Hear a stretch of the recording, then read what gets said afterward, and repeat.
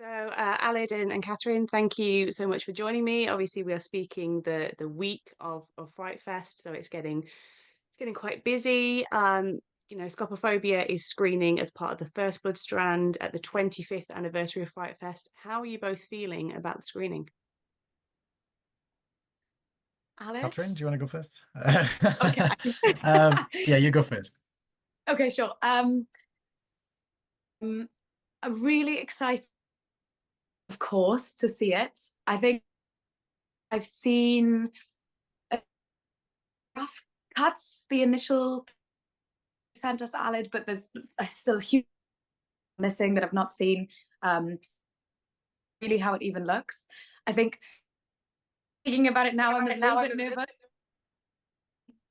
because it feels like such a long time ago, like something that we've been such a long time. I mean, I was started filming and now I'm 24. So it's been a long process. I know that everybody's hard work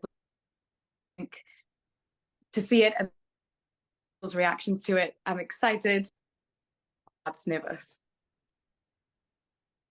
Yeah, I think it's in an interesting side of things to be on for me at the moment because I've been a horror fan for so long and a film fan for so long. Um, what's interesting is that a lot of the hard work and the raising funds and casting and crewing up and organizing the shoot and all that sort of side of things, this really felt like the light at the end of the tunnel that we were working towards.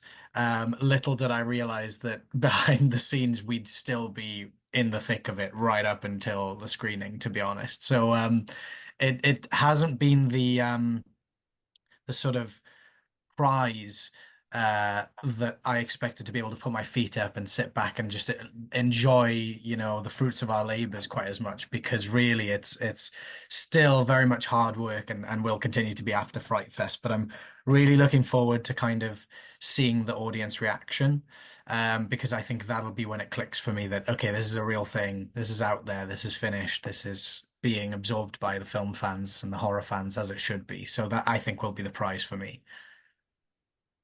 And how have you been describing the film to people? I've been in a word horror, but then as people have asked what kind of horror, I've basically said that it's a Hitchcock thriller in a trench coat made to look like a slasher, gory revenge thing. So obviously, not to give too much away about the middle of the film, but there's a big twist that kind of flips the whole genre on its head then, and plays around with expectations a little bit. So that's kind of how I've been describing it. And Catrin, what was it about Rhiannon and the story that stood out to you and made you want to get involved? Well, in the beginning, Aled and I met way. So I had just finished and I was doing my first job out of drama school, which was with, I think we've all been there. Working in this cafe and who was also in my year who knew Alan decided to come to the in order just a drink or whatever. A friend who's also in the film, and that's how that. And then days or maybe weeks later, he sent me a message and said, "Remember Aled from the cafe? He's making. He wants to talk to you about it." And call and Aled put on to me, and I think I was from our very first. I was in Swansea and Aled was in maybe so it feels like some Yeah, kind of around then. thing. Certainly extremely intrigued. The first few pages of the script, I just knew that I thought she was so layers, and I love horror, so portray this.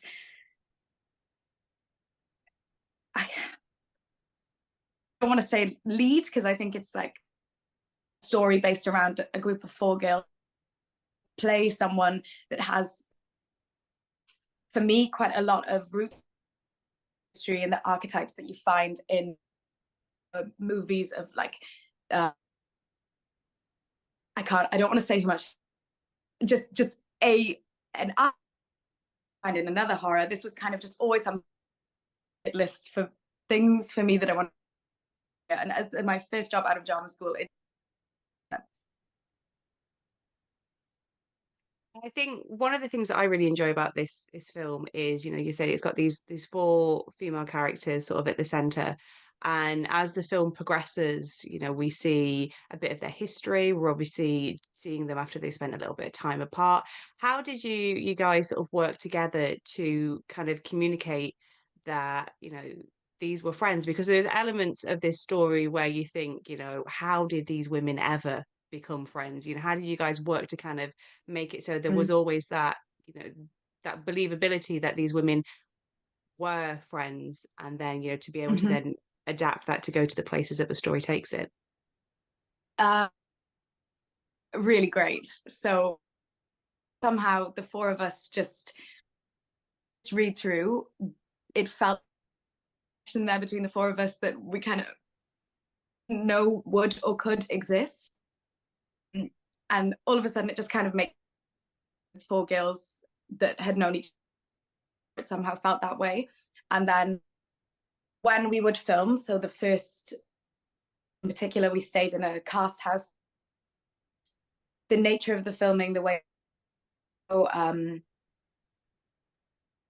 everybody grouping together in order to get, with, I guess, sometimes little budget, but as Aled has talked a lot about on our whatnot, so many people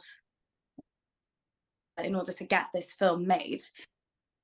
So I think we really felt this amongst the film, and especially amongst the 4 of us.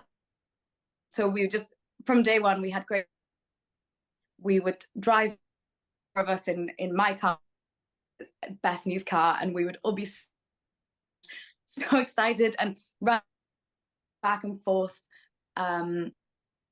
speed runs and whatnot. Felt like known each other the entire time, and I always felt in these scenes where it was the 4, for example, there's the scene in the beginning of the film, and just felt like real life. It felt like a possibility in that situation with those girls before, being some agreeable characteristics between the women. It just, yeah, just completely truthful to us as well. Yeah, I think on my end, sorry, I'm not sure if it's my signal that's bad or if it's somewhere in between, but just stop me if you can't understand me clearly enough. Yeah, I think on my end, it was important to me that we gave these 4 actresses that didn't know each other beforehand as much of an opportunity to have that background to their relationship as possible. I originally planned on having them arrive for, costume fittings and stuff the day before the shoot, because everything was such a quick turnaround because of money, basically. So that originally I had scheduled in like an evening where the 4 of them would all go bowling together, and like that we'd be able to develop a sort of quick background of friendship between them before we got into it. But as it turned out, we actually didn't even have time for that. We just kind of stuck to the costume fitting and getting them into their cast house. But they were getting on so well so quickly that we kind of left them to it. But what was really important to me was that we had that safety net then of, even if they don't get along that well, that the characters don't require it. They just want to be able to hint at it. And what was really validating was the fact that, I mean, I have a sister. I've grown up around, I've had friends who are girls all through primary school and secondary school. So I know what those kind of cliques can be like. And thankfully, I've seen them sort of from the outside in. Um, but it was really validating when Bethany Williams Potter, who played the role of Sam, first read the script. The first thing she said to me was, "I know these girls, these these are the girls that you make friends with just because you're from a small village." Thankfully, it doesn't usually get quite as bad as it does in the film, but yeah, essentially she recognized what I was going for in it, and that was like, okay, great, I've done my job then. Mhm. And what do you think that the Welsh setting brings to the piece? Because I think there is an argument that, this story works so well because of where it is set. Well, I'm a firm believer in not trying to make films that aren't you and aren't in you.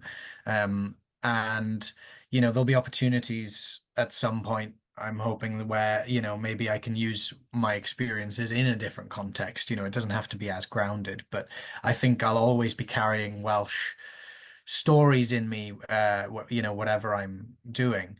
Um, what's interesting is that I knew that there would be a an interesting angle to be had with the temperamental steel and coal mining industrial town setting. Um, I mean, I don't think anyone, no matter how far away you live in Wales from these industrial areas, that is kind of in your blood. I mean, even Catrin's family work in the steel industry, and Yeah. there are links there. And that was a coincidence actually. When we cast Catrin, and she said, actually, my family, I do have links to My steelworks. Aled, but my dad has worked in since I think he was 19. So Yeah. actually something that I guess I felt to see us. It's the whole city town built on this, and the community that the factory provides. Something that has led to the city, and it, I could very much imagine, and I don't know, if this were real in this situation, it felt very wrong, felt an instant connection. Yeah, So definitely. I feel like it's on the periphery of everyone in Wales, no matter how far away you are from it. But also what's interesting is that, we felt like it was sort of a current piece sort of when we were writing it and producing it. And then since actually completing most of the film, then we've had these issues with, Tata Steel in Port Talbot, and the way with the Michael Sheen drama series that came out in the last year or so. It's interesting. It's sort of become more relevant even after the fact, which is it's just quite nice that Scopophobia is having the timing is matching the reception for that type of story, even if it wasn't planned that way. And obviously, I wouldn't wish that on anyone. But yeah, it's kind of it's clear to me that we made the right move in keeping it local and keeping it industrial, because obviously that story is not going to end anytime soon. Mm, definitely. And obviously, Scopophobia, it's screening on Saturday at Fright Fest. Why do you both hope that people take a chance on this film? I mean, I think I'm right in saying that, the screening is sold out or practically sold out, but the great thing on Fright Fest is there's always a way to maybe squeeze some extra people in on the day. So maybe for people that haven't 100% settled on it, why do you hope that they take a chance on this film? Personally, without speaking too much about the content of the film itself, personally, I think the story of how we've made this film is just as interesting as the story of the film. Yeah. This was really loads of young filmmakers, artists, actors, musicians, creatives of all kind that we kind of and it was post-COVID essentially too, which did actually influence the idea for the story, and just seeing, my hometown completely void of people and stuff. And so the idea that after that, um after that everybody could kind of come together and create this opportunity for themselves and collaborate. That was really important to me, and so that's why I'd love to see people support that, because I think we'd all love to do something similar again, and obviously that then depends on the success of this first outing. But I think we all really enjoyed making it, even though it was probably the hardest thing a lot of us have done, and it continues to be the hardest thing I've done. So yeah, I think just because of the brilliant people that were involved, I'd love to have people see it and see what we've done. Yeah, I agree. There was so much love and time that went into this film. I mean, am I right in saying it's the kind of the start, Aled, till now, or is it Say that again, sorry. we started filming from? Yeah, Yeah, it was. We established the company in October 2021, started okay, filming in March 2022, and then okay, basically finished filming in March of the year after, then March 2023. So it's essentially been 3 years in the making. yeah. This amount of time, I feel as though it's really flourished friends, given real sense of community in filmmaking. Maybe I didn't know before, but I think it's so much went into it, and so I made just I would just love to see it for all the same what Aled said. Look, and um, I don't know, I'm lost for words on this one. Uh, Aled, We're help. excited. We're excited. Yeah, Excited. We're excited, and we we're nervous. exactly. Yeah. There's a lot of hard work and time and money and effort and energy that's gone into it on all accounts. So yeah, I think we've already got our hearts set on people taking the time and giving it a watch. And I wish you what actually going to say was even down to the fact that actors that were in this film that are actors, kind of for longer, have done lots of. They were so willing to give their time. Even a few actors said, "Going to invoice you. We just for this. We just want this something that we oh we much what you're all doing in dedicating so much to not really because there's so many people that thing like this.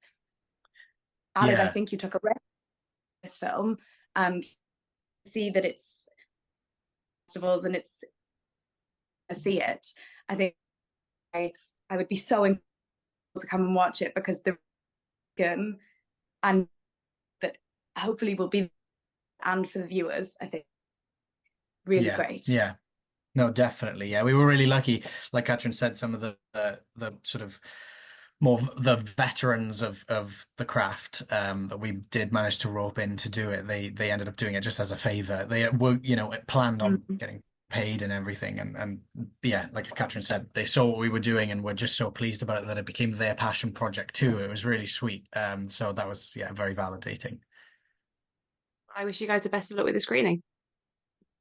Thank you very much. Thanks, Kat.